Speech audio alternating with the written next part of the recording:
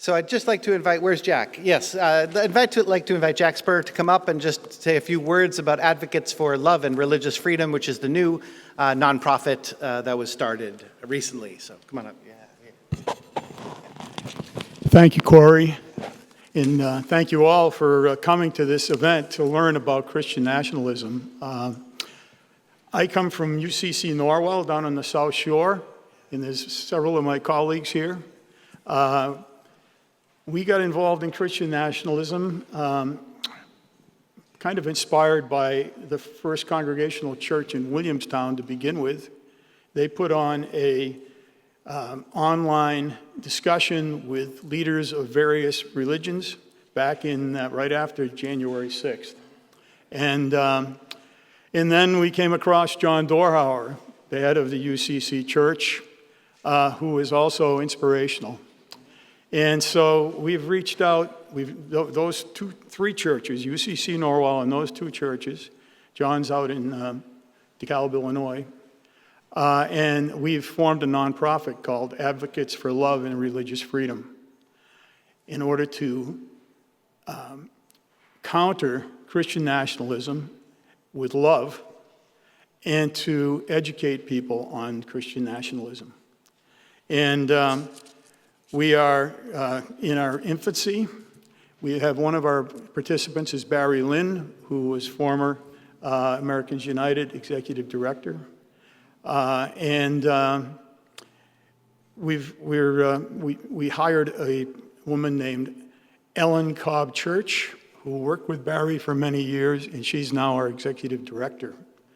And we're trying to expand our website, which is called This is Christianity, Love Always, and trying to demonstrate that Christianity is about love and contrast it with what's going on with Christian nationalism.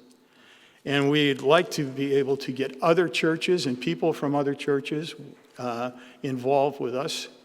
So we have a table over here with some information, and we could get your email address and connect with you. But there's a couple of opportunities. You ask what you can do. We've got a flyer with regard to what we're doing, and also gives you 5 things you might be able to do.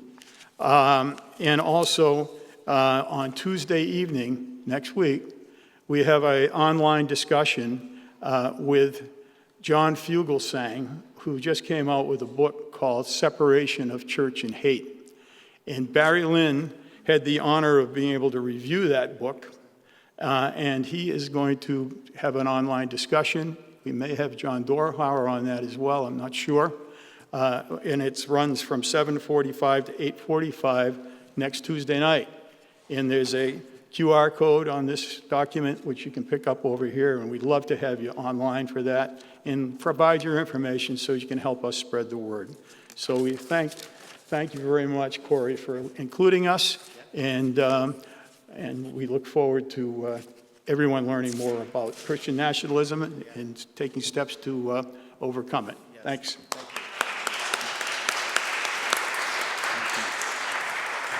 Yes, thank you so much, Jack. So I just want to introduce Reverend Dr. Rob Schenck, who was with us last night. And we're going to talk, Rob will talk for maybe 35, 40 minutes or so, and then he and Reverend Dr. Chris Davies will have a conversation, and then we will do some Q&A. So let's welcome Reverend Rob Schenck.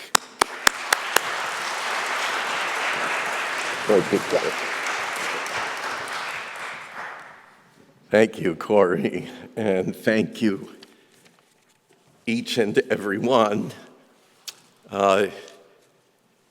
I'm going to begin, as evangelicals often do, and particularly Pentecostals, as the type of minister I was originally ordained to be, and we like testimony time. So I may take just a few opening minutes here to share my testimony with you. And it's a testimony of 3 conversions.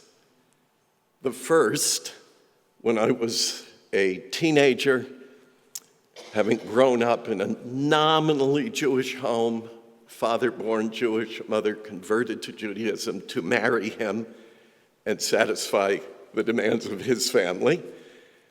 But they were not religious people, and they raised their 4 children to be open-minded about religion and faith. And I remember my father saying, "You'll go out and shop religions for yourself and make your own decisions." And I did that. I went around and explored different houses of prayer and worship and collections of people and so on. And when I was 16 years old, I almost stumbled into a little country Methodist church pastored by a Salvation Army captain. And I heard the message of Jesus from the Sermon on the Mount. And it resonated with me. I had launched into activism at age, I guess, 12 or 13. Maybe I just turned 13 in an anti-war march. And I liked the message I was hearing about this guy blessing the peacemakers and those who were alone and marginalized. And it was a beautiful message of love and affirmation of humanity. And as we say in my corner of the church, it rang the bell. And then came the invitation to come forward and to accept this Jesus as my personal Lord and Savior. And my response to that was, why not? So I went forward, I knelt, I prayed with others around the altar rail, and felt the presence of God in that moment. And for a long time, I would mark that as the moment I was born again. And from that time on, I have identified as a Christian. That was my first conversion to the Jesus of the Sermon on the Mount. But watching the model of my first pastor, this Salvation Army officer in Methodist vestments, he didn't sport that sharp cap and uniform, but I saw it in his office, and I saw the way he cared for souls. And I identified with that, and with a little time decided, that's what I want to be. That's how I want to live. And so I pursued a course of ministry training, which took me to a little Bible college on the southern tier of New York State, Elam Bible Institute in Lima, New York, which was largely at that time Mennonite informed. So let's just say they were that curious, tongue-speaking Anabaptists. Very interesting lot. And I loved them, and they warmly accepted me into their company. And that charted the course for me. I would eventually, for other reasons, end up being ordained in the Assemblies of God. That was because of my relationship to a particular organization that was owned and operated by that denomination. And that's how I launched into Christian ministry. But soon I enjoyed a measure of success and leadership and attention. It became a kind of rising star in that movement, and eventually took my place at the table of national evangelical leadership by the mid-1980s. a literal seat at the table of the National Association of Evangelicals, which became the first evangelical body to be addressed by a sitting United States president, and that was Ronald Reagan. So I had a front row seat at our national convention, literally, when Ronald Reagan addressed us. And as he did, I came under the wash of presidential affirmation. It's a very powerful influence on a young minister. And that would lead to a second conversion to what I now call Ronald Reagan Republican religion. And it's distinctly different from Christianity. But I thought, I interpret it as the leading of the Holy Spirit, and that would take me on an odyssey that would last 3 decades. And eventually it would land me in Washington, D.C. as a commissioned minister to top, this was the title, to top elected and appointed officials, where I would meet an array of very interesting people, and among them, Barry Lynn, who is here with us during his days as president of Americans United for separation of church and state. And in those days, Barry, in my fanciful imagination, I thought of myself as your nemesis. That's very embarrassing for me today, because of course, first of all, if you know Barry, does everybody know Barry? He's there. Do you mind standing, Barry? May I make a spectacle of you now? And Barry, thank you for your graciousness in those years and your leadership. And we would spar from time to time. Sometimes we would sit in a television studio together on opposite ends of everything. Sometimes we would meet on the steps of the Supreme Court, and I think on 1 or 2 occasions in the chamber itself during an argument. And of course, I was always asserting my position on any subject from my right-wing, highly politicized Republican religion. And Barry would graciously and lovingly, the pastor that he is, as much as an attorney, would treat me with such respect. And I appreciate that, Barry, and it planted a seed in my heart. And I thank you for being a part of my journey, even though I know I vexed you during those days. But in those days, I was sure that I was on a mission from God. And my mission was to bring Christian sensibilities to bear on policymakers in Washington. And some of you may know, I referenced it last night, that a good part of that was a clandestine operation at the Supreme Court. And we called it Operation Higher Court. It involved recruiting what we called missionaries to target the conservative justices on the court and reinforce their resolve to render the most stridently conservative opinions that they could. And we lubricated that with a lot of,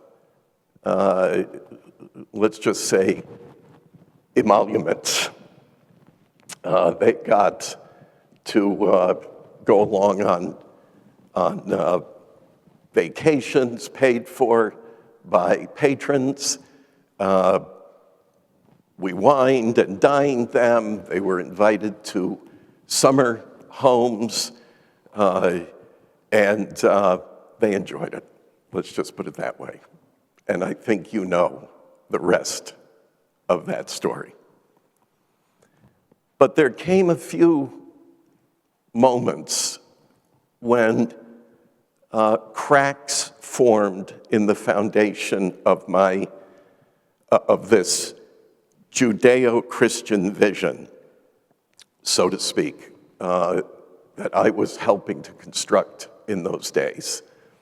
And for example, Barry knows well about this. In fact, Barry, I recall we did something together in Montgomery during the days of Roy Moore as Chief Justice of Alabama. And you recall when he placed a monument of the Ten Commandments in the Supreme Court chamber. I don't know, Barry, if you're even aware of this, but I was literally there helping Roy Moore as he operated the hydraulic lift. I was underneath laying lead beads for that monument to be settled onto the floor. And I would do some jail time for that. So I was arrested and taken to the Montgomery County Jail, where because of overcrowding, I was placed on the psych wing, which a number of people had some fun with. And I guess I did too. But I was sitting alone in a cell on the psych wing of the Montgomery County Jail. And because it was the medical wing, men and women were together, not in the same cells, but in the same stretch of cells. And just about 3 cells away from me, there was a woman, African-American woman, who was in great distress. And she was screaming the whole time I was there, shrieking, "Who's got my babies? I have 3 kids. Who's got them? Who's looking after them? They need to eat. They need to go to school. Who's got my kid?" Just screaming. Now, the reason this was even more disconcerting than it would normally be for me was the fact that for upwards of 30 years, I had built in my imagination a fictional world where whenever a woman was in distress over a child, born or unborn, as we would say in those days, she would simply need to cry out, and an army of pro-life volunteers would come to her, and they would have everything she needed, from medical vouchers for her baby, to free child care, to food, and so forth. Anything she needed, she would have instantly. So why would anyone ever contemplate abortion? We're here. We will help in each and every instance. But all the time I was there on that wing, no one came to her aid. Not even a guard. No one came to her. She was utterly and completely ignored. And a little crack appeared in my foundation. This woman is alone, without help, nobody cares, and no one is doing anything for her or her babies, as she consistently referred to them as her babies. But being the dutiful soldier I was, when I was released from that jail, I packaged that memory up, I put it on a high shelf, and I walked away from it, but it sat there. And then there were other moments like that along the way, but I learned how to, quarantine them and keep them out of my central consciousness, which was focused on my mission. And it was, not by the same terminology back then, but it was most certainly a Christian nationalist vision. And I would preach every Sunday in a different church.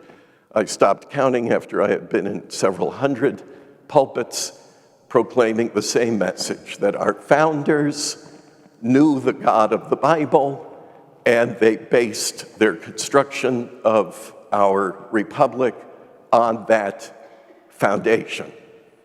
And I talked about the implications of that for all of us, and my goal was to, what I called, motivate and mobilize the people of God to act, whether it was on a sidewalk or in a voting booth or in elected or appointed office. Eventually, I would secure a headquarters on Capitol Hill. Immediately, I used to say, behind the Supreme Court. Barry knows the old joke, the Supreme Court has no behind.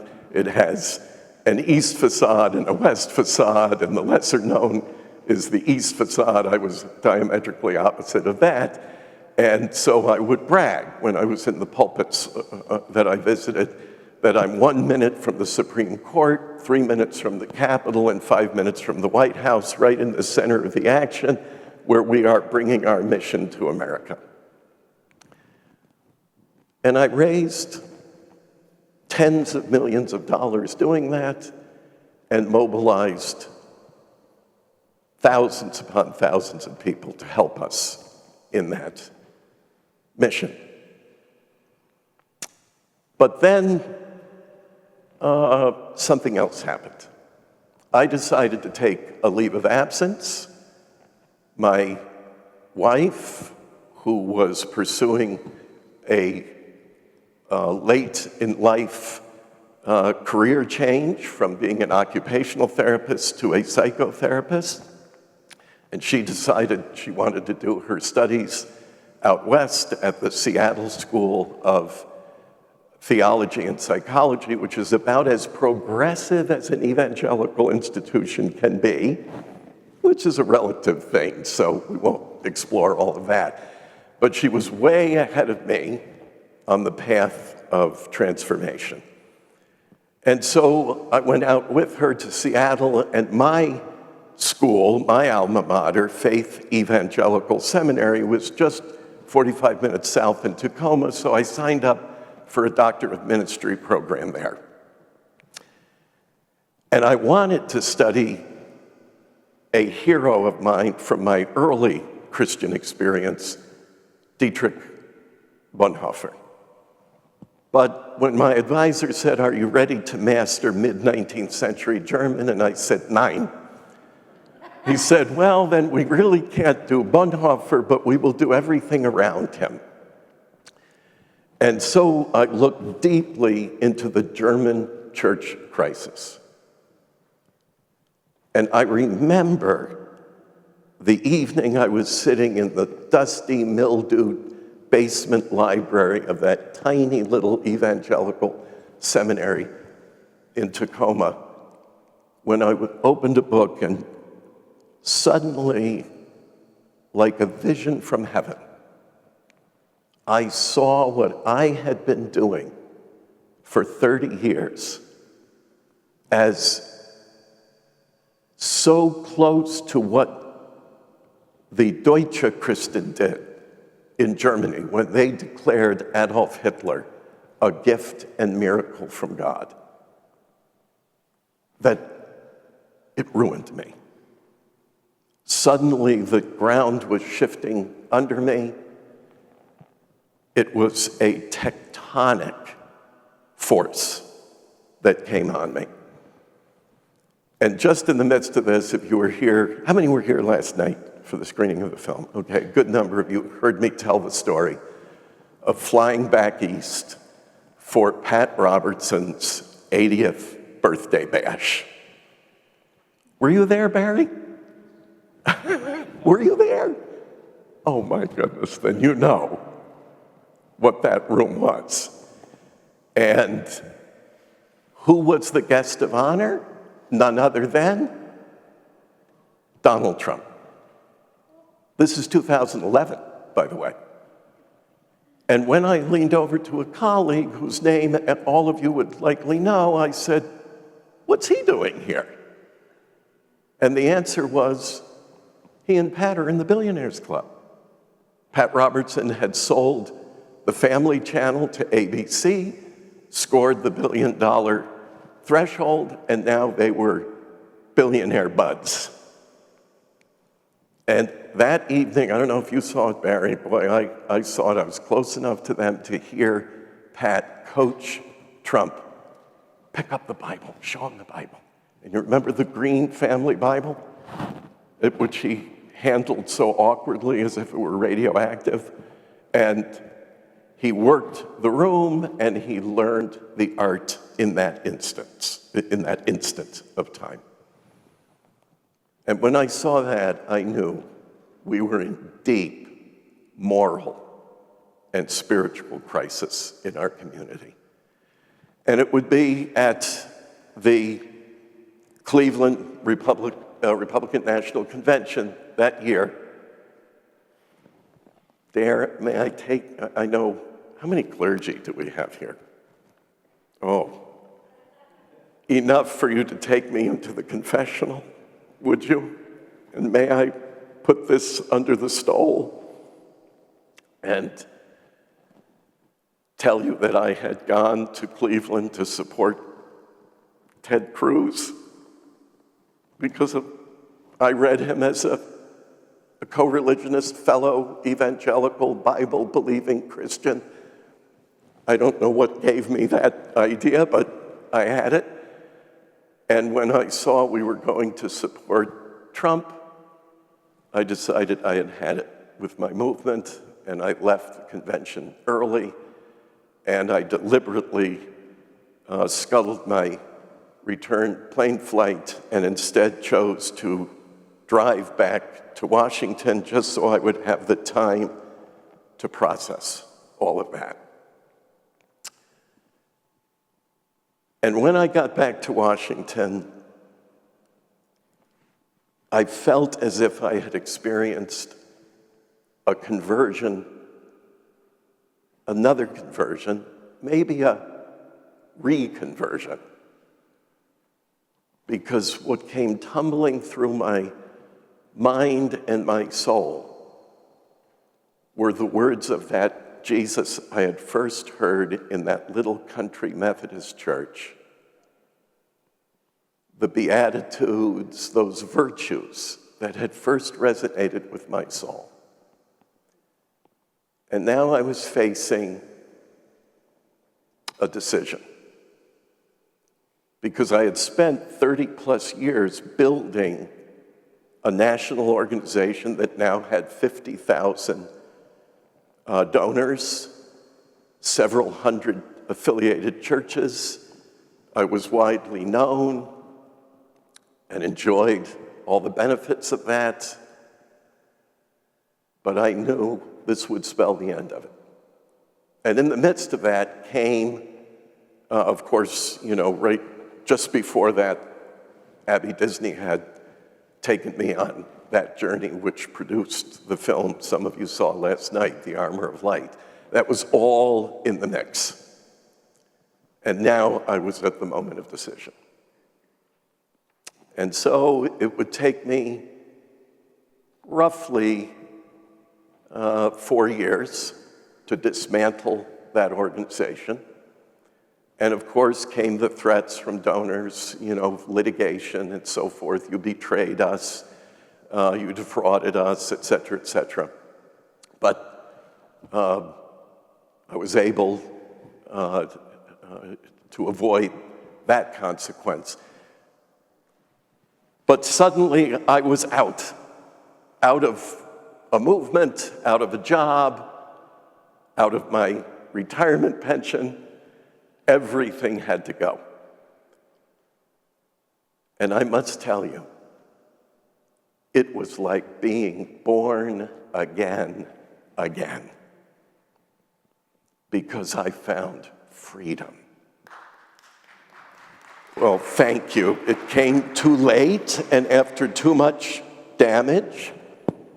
And so I decided I would dedicate as many of the rest of my days as I could to the repair of the damage that I had done during those 3+ decades. It's not an easy lift. And one of the things I had to come to terms with, and it helps to be married to a psychotherapist, though she often says, honey, I am your lover and not your therapist, but I've had my own journey in therapy, and it has helped me immensely, and I hope it has helped in my relationship to those I injured in those years. But I've learned first to name and accept the injury that I have done to so many, and to also receive their anger, their wounding, and sometimes their fury. And that's an important part of the pilgrimage that I'm on. I like to identify myself now as a penitent pilgrim. And so I've tried to do as much constructive work as I can, and one being this task in front of us now, which is to expose this nefarious apostasy within. In fact, I will tell you, and maybe some of you have experienced the same, it's hard for me sometimes to actually name it Christian nationalism, because I've come to see it as anti-Christian nationalism. And I understand why we have to choose the terms that we do, and I'm not going to fuss and quibble over that. I love the story that Dietrich Bonhoeffer's biographer, Eberhard Bethke, tells of the two of them being at a cafe. Do you know the story? They were sitting outside enjoying their coffee together when a Nazi motorcade came by, and Bonhoeffer springs to his feet as everyone begins to sing the Horst Wessel song, and he raises his arm in the Nazi salute, and Eberhard is aghast. He's utterly scandalized. What are you doing? And Bonhoeffer tells him, get up, put your arm up. We will have to risk ourselves for things much greater than a silly salute. There's a time and a place for everything. I'm not sure we should mimic there, but let's just say we get the point. It was in the moment. And so, sometimes quibbling over terms slows us down in the work that we need to get done. So I'm with you. We are looking at Christian nationalism, what I initially called a heresy, and I now see as an abandonment of the Christian faith. It's a turning on Christ. I like what Jim Wallace says about it. It is of Antichrist. That's how I see it. And this is my testimony time, so I guess it's all opinion. But that's how. All right, my brother. Thank you. So, I'm not an expert. You have Catherine Stewart here. You have, our lecture this morning. That was fulsome. And I have 10 more minutes or so we'll go. Is that okay? 8 more minutes? So let me just take you to some places I think, from my vantage point as having been an activist on the cause of Christian nationalism and having been there since the early stages of it, what I think is important for us to know about it. And that is principally this, that one critical and highly consequential sector of the MAGA movement, which of course supports Christian nationalism and vice versa, is distinctly religious. And by that I mean not that there's a lot of religious followers in this wider MAGA sphere, but that those religious followers experience and engage with it as a religious action. It is in every way religious. And I think the primary evidence of this was that recent memorial for the slain superstar in the MAGA and Christian nationalist movements. And I don't know how many of you saw the Charlie Kirk memorial, but it was the quintessential conflation of faith and politics. And I want to read to you a reflection by an individual with a group called First Liberty. The president of that, longtime founding president of the organization, Kelly Shackelford, was a close ally with me in Washington during my years there. And this is what, interestingly enough, his director of brand strategy and engagement wrote about the Charlie Kirk Memorial. And if you'd bear with me, I'm going to read quite a long excerpt from this because I think it captures so well the essence of the motivation behind this, which speaks to how we must counter it. So let me just read this. This individual, Dana Smith, writes, "I had an opportunity of a lifetime this Sunday attending the memorial service for Charlie Kirk in person with my husband and our closest friends. It was an honor, one of the most incredible experiences I've ever had, and I would venture a guess that everyone who attended would share that sentiment. The atmosphere, the feeling, the power, the awe, the emotions. I felt all of those things, and yes, I cried a lot, but I prayed, I sang, I laughed, I cheered, and I honored someone I respected, someone I supported, and someone I believed was making a tremendous impact in our country." In a moment of self-reflection, Vice President Vance said he has spoken more about his faith in Jesus Christ since Charlie's assassination than he has in his entire time in public life. President Trump, Erica Kirk, Tulsi Gabbard, Pete Hegseth, Marco Rubio, they all spoke about faith openly, freely, confidently, boldly. Most spoke about their faith personally, but all spoke about Charlie's faith. Charlie lived out boldly what First Liberty exists to protect for every American. That's an important line because if you look at the mission of First Liberty, it is not preaching the gospel of Jesus.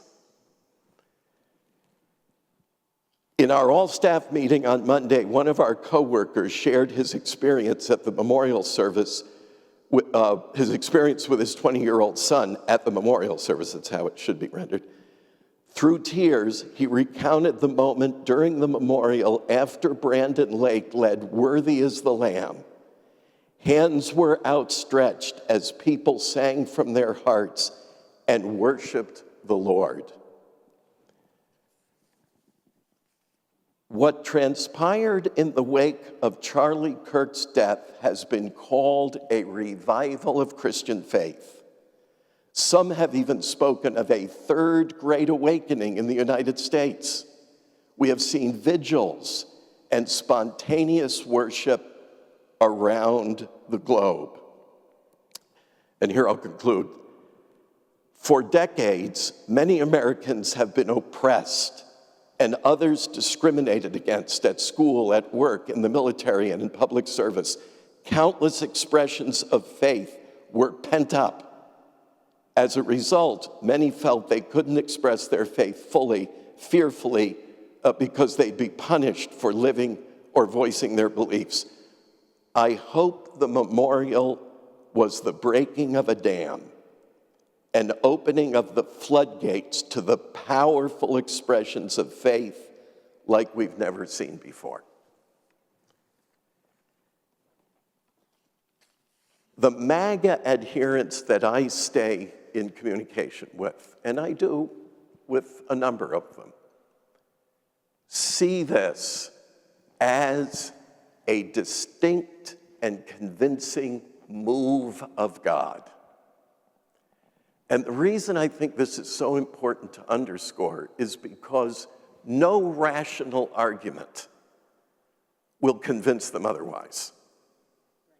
You have to think about, and I spent so much of my life there, that at the core of Trump's religious support is a subset of charismatic, Pentecostal, evangelical Christians.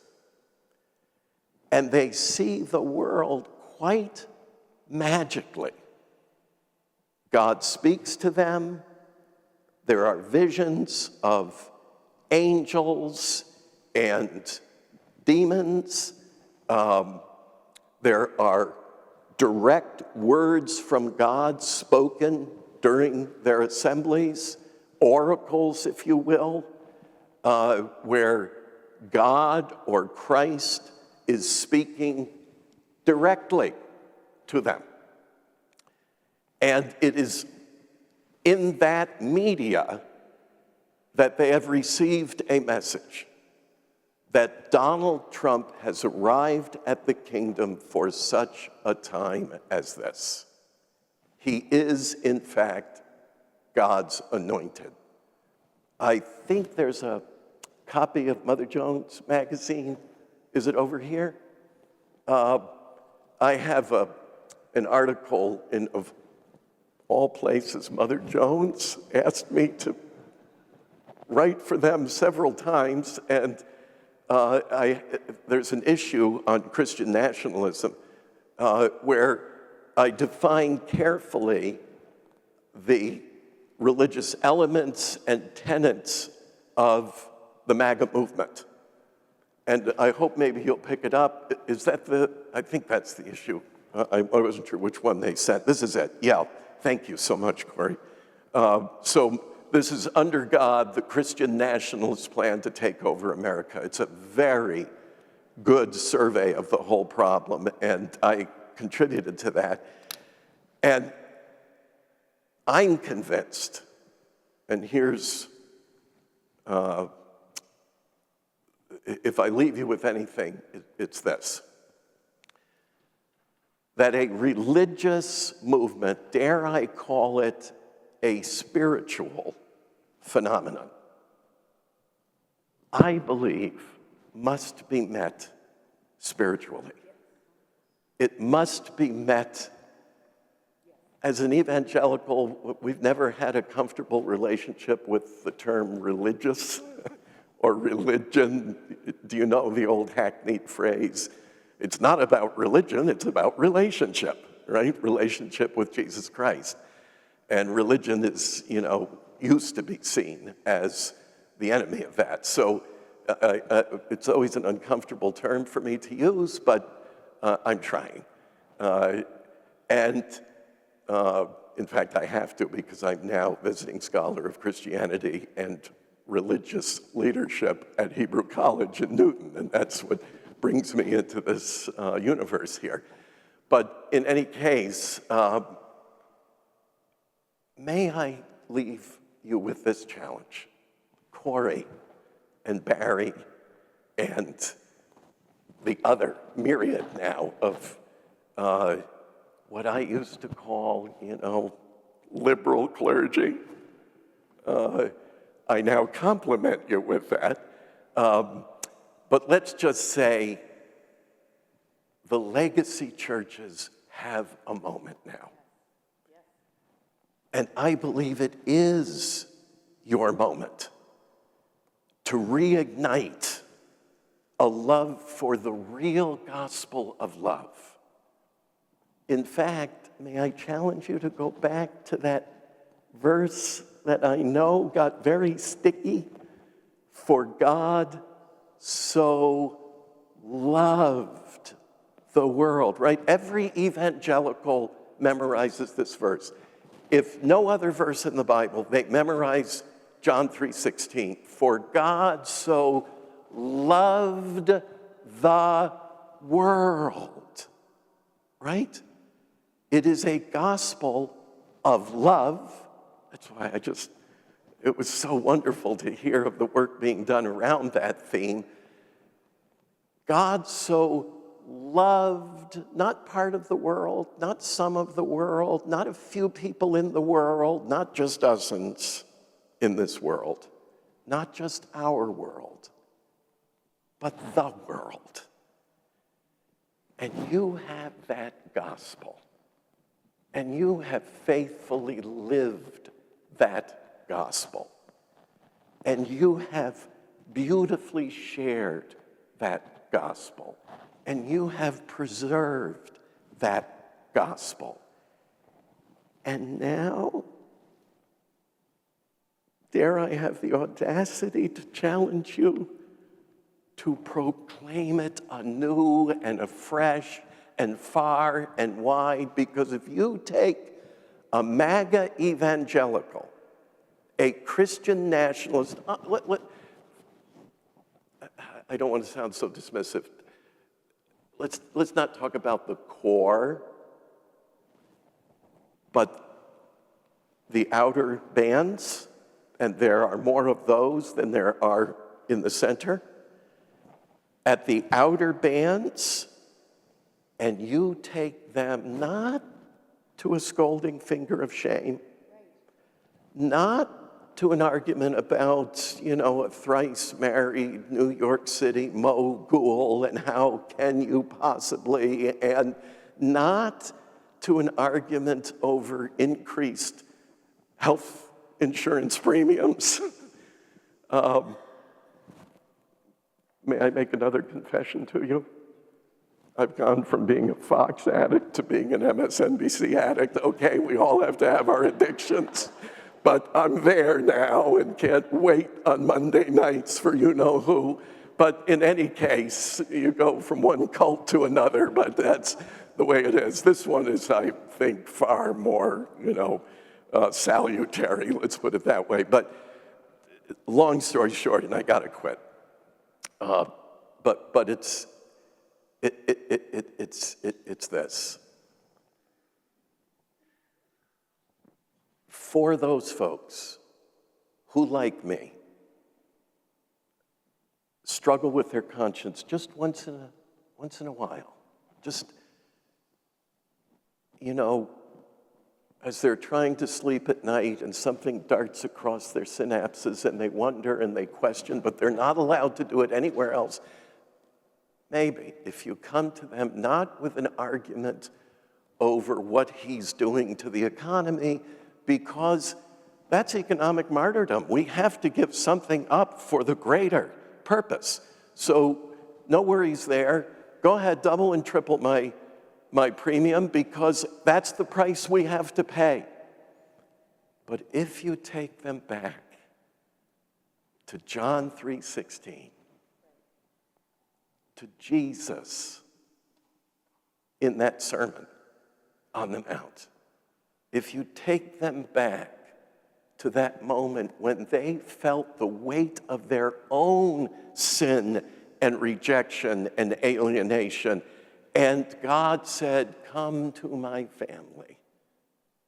I love you no matter who or what you are," then I think we stand a chance of shaving off just enough. Some statisticians have said 11% is the magic number. I don't know, I'm not a statistician. Just enough to deny him and them that critical percentage of religiously fervent voters who will be there no matter what for them. Just enough to make a difference. So, preach it, brothers and sisters. Amen.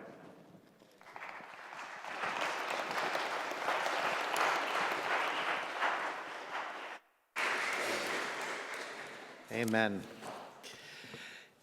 Yeah, if you two, here, let's take a moment for Chris and Rob to have a seat up there and have a short little conversation, and then we can do some question and answer. So yeah.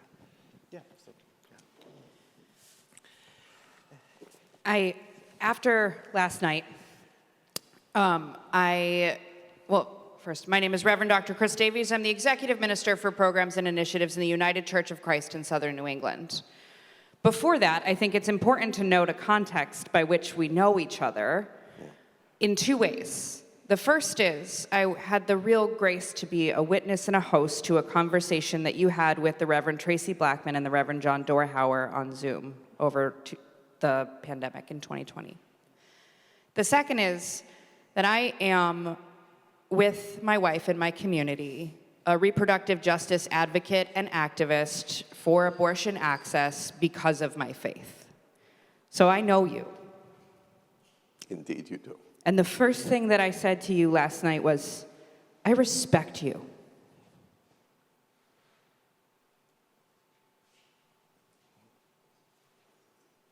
There has been so much. And the point that you held for us so tenderly, grace-filled. You are my sibling in Christ. And the offering that we have, those of us who lead in progressive, particularly white churches, to do this onboarding work to the movement, there is a role for us all in the coming of the kingdom of God. And we get to do this together. So I want to start by saying thank you. Thank you, Chris. Thank you. Thank you. I made your life more difficult than it should have been. And I haven't had the occasion to beg your pardon and forgiveness for that. I would like to do that now, but it doesn't obligate you to any response. I'm just speaking that because in responding to you, it's where my mind and my heart go. I do want to thank you because you laid, whether we ever met, I'm not sure, did we encounter each other during those activist days? I don't think so. No. But I know where you would have been standing in reference to where Yes. I was standing in those street-level activist days when I would hold forth in front of a reproductive health care services center, which I used to call, just simply an abortion clinic. It is. And I used it in a pejorative sense, so I'm careful now to try to reframe it in my mind and head and language. But I thank you too for your graciousness now, because I'm still an evangelical, so I feel undeserving of that. And I'll talk to my therapist about that and about our encounter here. But I thank you. I thank you. And I join you now because, you know, the one thing I've said about the toxicity of evangelicalism is its certitude, which is different than certainty. And I see it anyway as a vice and not a virtue. I think Jesus told some parables about it. And part of my liberation, if you will, my finding freedom in Christ was to get away from that bondage of certitude. Yes. And I think Jesus illustrates it for us. I think the encounter with the rich young ruler is one of those moments. There's, you know, the fussing over the washing of hands and all of that gives us the true essence of the gospel for the person and not for the rule. So all that, we could go on and on and on, but I'm saying blabbing too much. Yeah. You know, I hear that. I think when this is such a rich conversation and moment, and you know, for me, I liken back to a moment in my high school where I was both the person who started the Gay Straight Alliance, that's what we called it then, and also in the Bible Club because I love Jesus Christ so much. So I've balanced these worlds for my entire life in one way or another, having grown up in the United Church of Christ. So I think about that, you know, power of language. Invitation of Christ to come and follow me. Invitation that we have for each other in relationship consistently, because relationship is the currency of change. It's not about the facts. It's relationship with Jesus and the words that he said, or relationship with each other in ongoing ways that enable an opportunity to change. And thinking about the work that we do in Southern New England, that is where our rural churches and small churches shine. Shine every day. There is a power in a purple church, as they call themselves, that is not available in wider churches that are, and there is a role for us all in this movement. We need someone standing and proclaiming boldly all of these things just as much as we need someone in the pulpit reminding people that there is nothing to separate you from the love of God. I think this kind of conversation that we model on a macro level happens at the micro level in our churches and outside of our churches. I also want to say, you apologized, and I didn't say anything because I felt, I'm twitchy about it. I don't mean to put you in a No, it's okay. spot. It's okay. I don't know what to do with that because it's not just me, but similarly, it's not just you.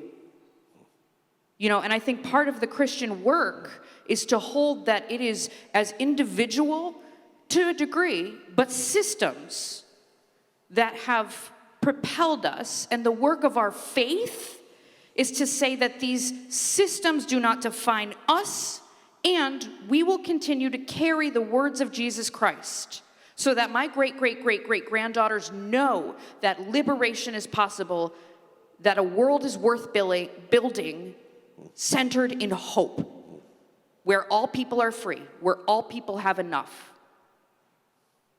And we are together on that. We are indeed. We are indeed.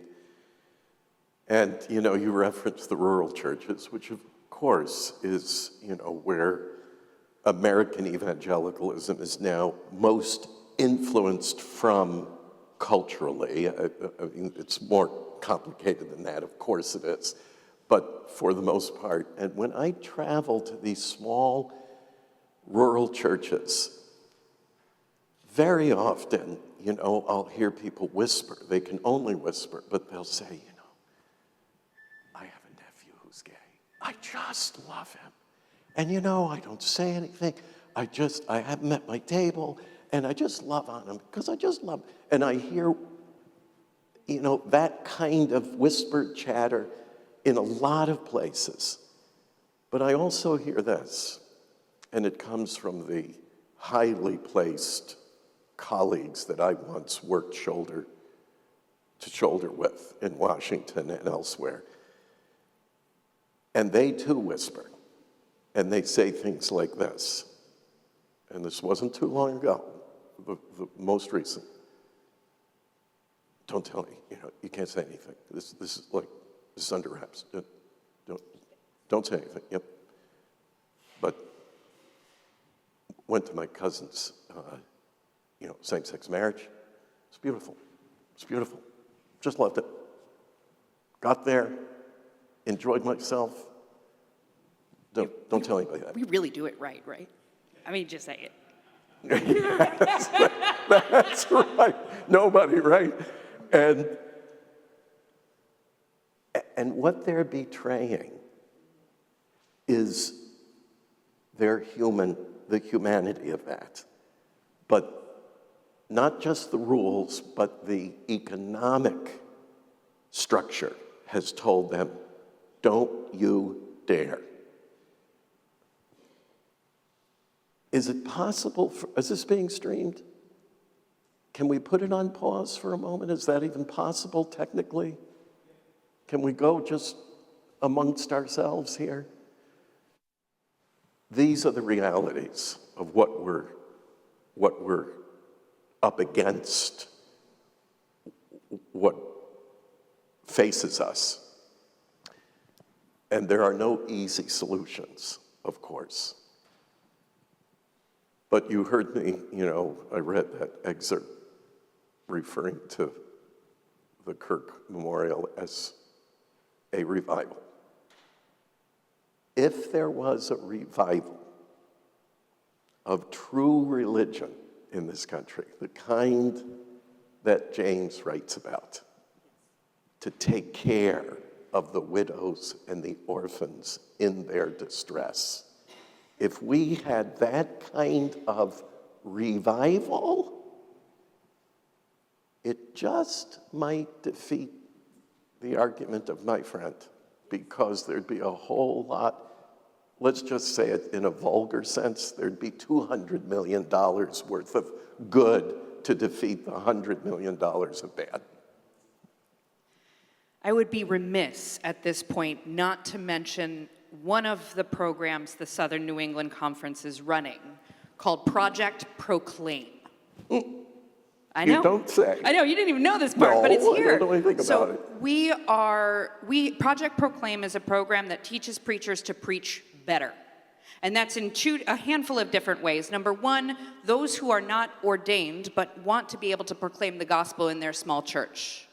Number two, those who want to study varieties of liberation theology and theological underpinnings and Christian nationalism and where it came from. Corey was one of our teachers. And in how to do this intentionally. And number three, to take these messages of hope, of liberation, of Christ, and put them everywhere the people are. And I mean that specifically to digital media. Evangelicals own those airwaves in so many ways. The Cottage Core to Tradwife pipeline is active. We can do something different. So we're teaching people to create the reels, to do the marketing, and the real evangelism of Jesus everywhere the people are. It's not just in our congregations, and it's not just in these boxes, but it's when we write for the local paper, it's when we partner with local theater companies like we did with Hartford Stage and storytelling events of religion and faith. It was so fun. Wow. And you can be a part of it. So if you want to join a learning cohort to help hone your preaching and be in conversation and skill building, there's an opportunity for that, and you can talk to Tyrone. Oh, so Tyrone, that's the program you were telling me about. Got it. So Beautiful. I had to put that in there. Thank you. Thank you. I feel so honored to be in conversation and relationship. Thank you. Igualmente. Igualmente.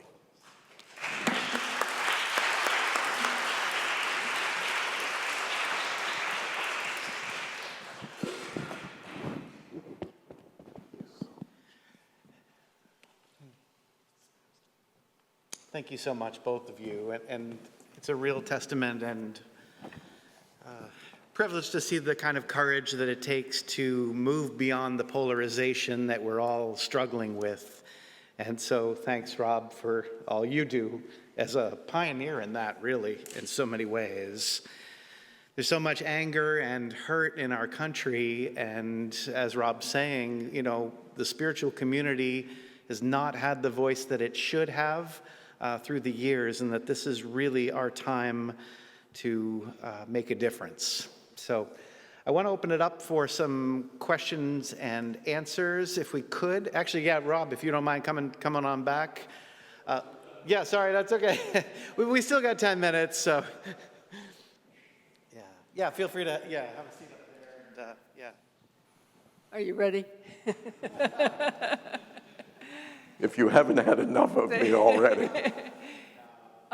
Thank you so much for your exhortation to us to preach the gospel as it needs to be preached to everybody.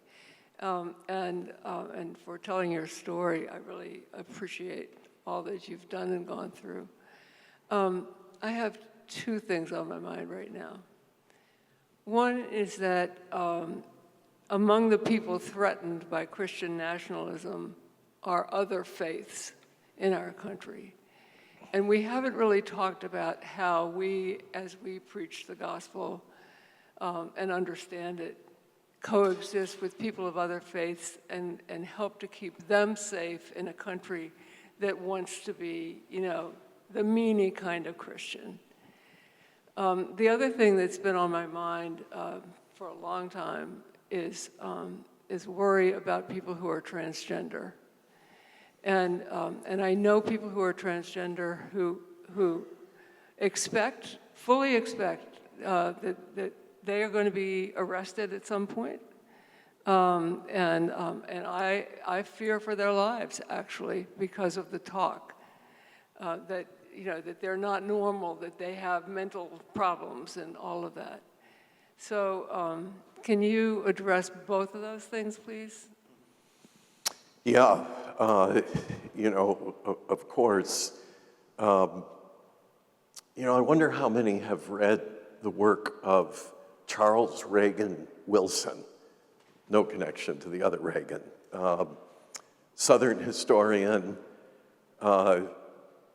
If you don't have it on your shelf, find his work, Baptized in Blood, The Religion of the Lost Cause. And I think it's an excellent examination of what I call the Southernization of American evangelicalism. You have a beautiful history here in New England of the New England branch of evangelicals, the abolitionists, the early women's rights advocates. Remember that the Seneca Falls Convention was held in an evangelical church. Shocking. And so forth. They contributed, you know, the way I read the history, to what we call the social gospel. There were certain elements that contributed and so forth. So I think there is another consciousness within now I speak as an evangelical. That's my narrow lane, so I'll speak from that perspective. And when you remind them that whenever any group is vilified and ostracized and identified as the cause and the blame, just remember that that was us once. And this is one of the grievances that evangelicals carry with them. We were once the despised. We had the little church, in the poor side of town, uneducated clergy. We were the people on the other side of the tracks, etc. And now the elitists all look down their noses at us and so forth. Remind them, we were once the persecuted. We were once the ostracized. So whether it's a Muslim, whether it's, of course, they're the ones who always get it from evangelicals, but any religious group that is identified as, the problem, and we're doing to them what was once done to us. That's one side of that. With trans folks, it's that plus so much more. And I wish I could tell you that there was, a magical way to get MAGA evangelicals to suddenly just awaken to the fact that this is their human sibling. And how dare I do anything but love and protect my fellow human? I don't think there is that, and at the risk of being the incrementalist I once decried as an anti-abortion, absolutist, I said last night, and I'll say it again now, we have to meet people where they are. So you may not agree with this, you may think this person is, but if that were even the case, we're there to protect and love and free people, not put them into bondage and persecute and harm them. That's not the gospel. What I like to say to my fellows is, can you name me one place where Jesus did to anyone what you just described should be done to trans folks? Can you find that for me? I can't remember in the gospel where that may have happened. No, they can't. They can't find that. So I think, of course, we have to do our work, and it has to be on every level to protect the vulnerable. That's part of the gospel. But it's also to tell folks, you're getting away from Jesus here. You're on the opposite side. You're where, and I'm careful about these terms because I'm now associated with a Jewish institution, and I know Pharisees and Sadducees has a different meaning in my new context. But I will have to say sometimes in an evangelical context, you sound more like the Pharisees than you do Jesus. So I think it's terribly important. It is a first priority. Yeah, we can do a couple more. Let me grab Jeff again. Thank you. And there was an interesting moment at the end of the film last night where you're sitting at the table with four people. I guess it was a guy named Troy, was it? Who was Troy so Newman, confrontational. yes. A practical question. I mean, your life has been dealing with confrontation and difficult conversations. How do we deal with our families at the holidays who are, very opposite sides? You seem to be very calm through that storm. And I guess you still text him, so I'm sure he's texting in all caps to you. But how do you maintain the relationship? There are rare moments when he's not. First of all, I'm not sure we should be afraid of arguing with people. My mother was from Brooklyn. My dad was from Great Neck, Long Island. They knew how to have a great argument. And it was spirited and energetic and sometimes hilarious and comical and sometimes quite frightening for me as a child. But they let it rip. I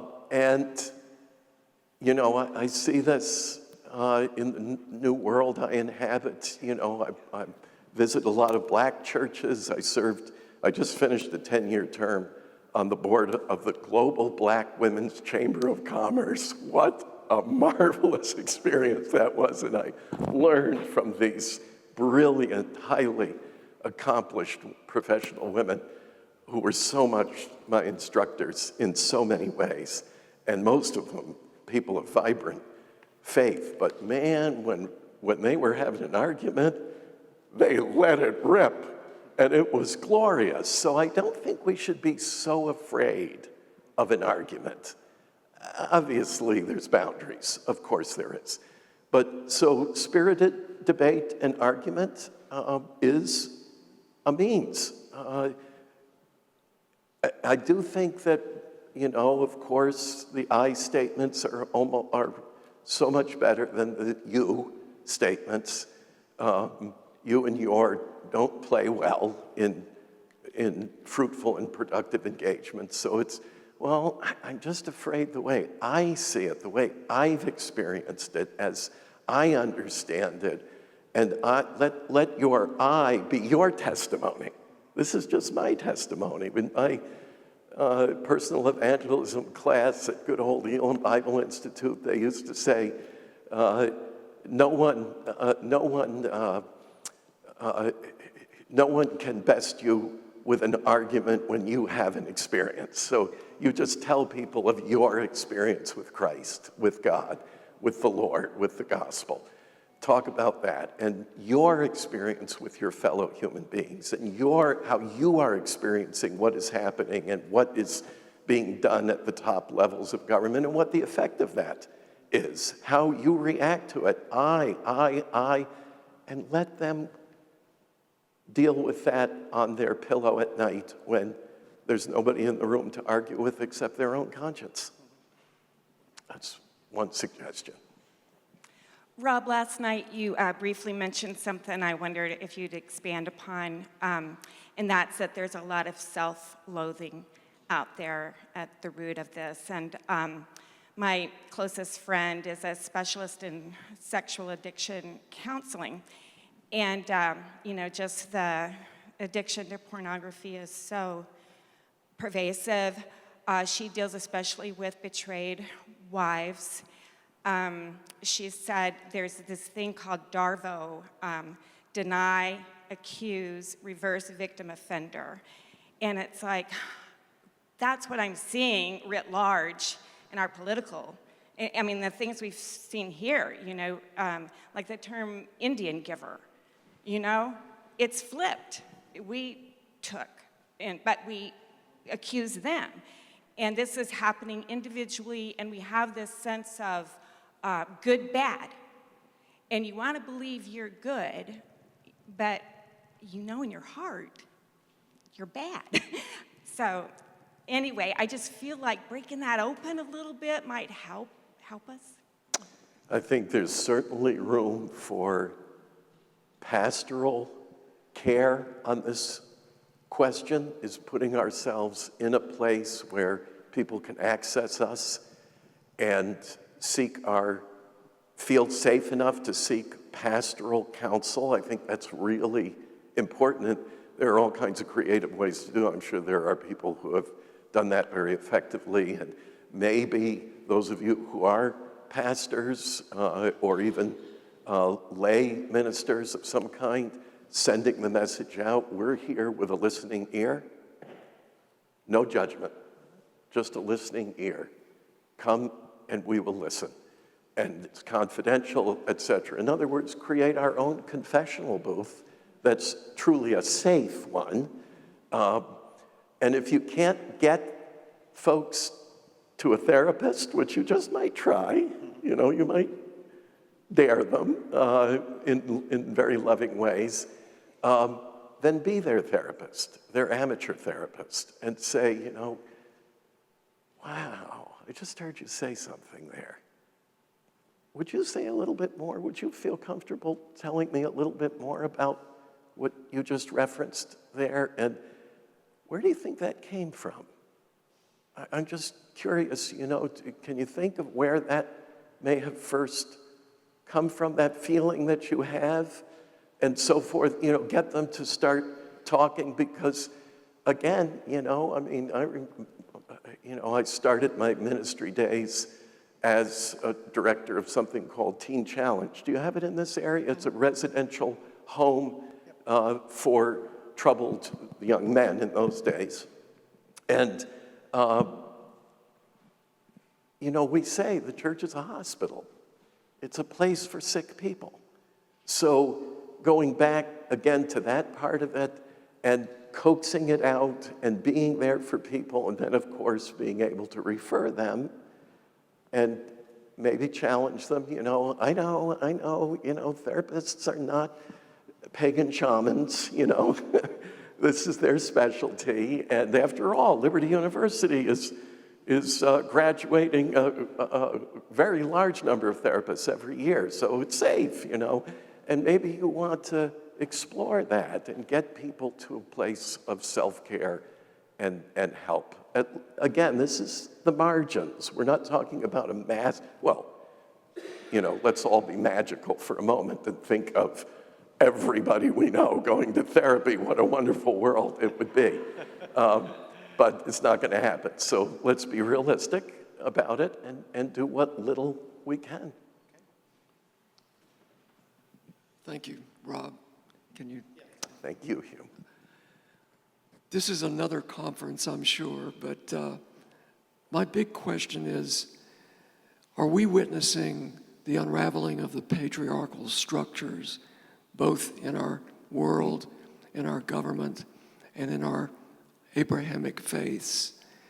And with that, having raped the earth, the mother, are we now being forced to open ourselves up to the divine feminine within the structure of the Christian faith?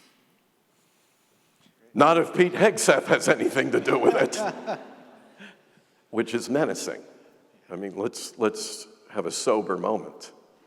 To have Pete Hegseth, who I'm telling you, most of the evangelical, Bible-believing, born-again, spirit-filled pastors that I know, had he come into their church without his trappings of power and authority, they would see him as a troubling figure in their church.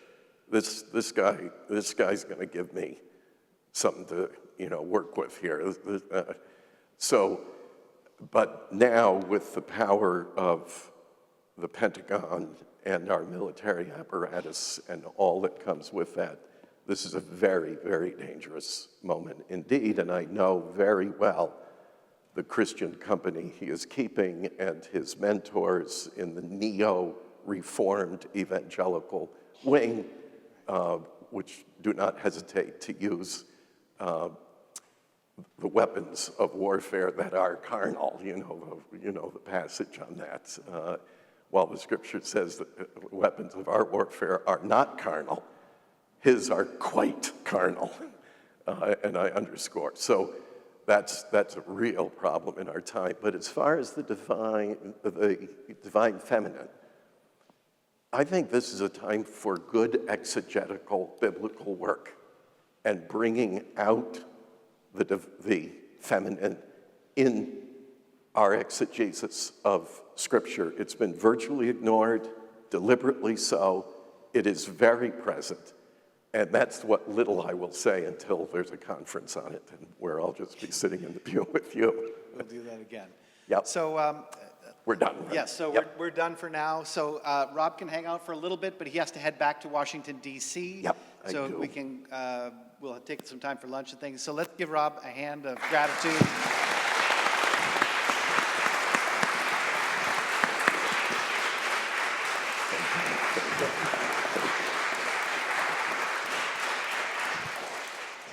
So just so we can kind of stay on.